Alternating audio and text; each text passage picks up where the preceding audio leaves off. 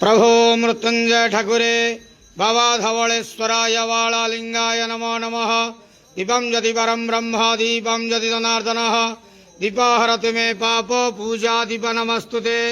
धवलेश्वर वाळालिंगाय नमो नमः। संसार सुखी रखंतु। आज धर्मर मास कार्तिक मासर शुभ बुधवार रे समस्त श्रद्धालु भक्त मानक आश्रीपद करंतु मनस्कामना पूर्ण करंतु कर्म क्षेत्र उन्नति करंतु ग्रहरिष्ट खंडन करंतु जगतर मंगल करंतु विश्वर कल्याण करंतु आपणकर नाम विख्यात करंतु सेवकर डाक श्रवण करंतु समस्त गुआवसा भक्त मानकर मनस्कामना पूर्ण करंतु। जो जो भक्त माने आपणक पाखरे मानसिक रखिछंती तांका मनस्कामना पूर्ण करंतु।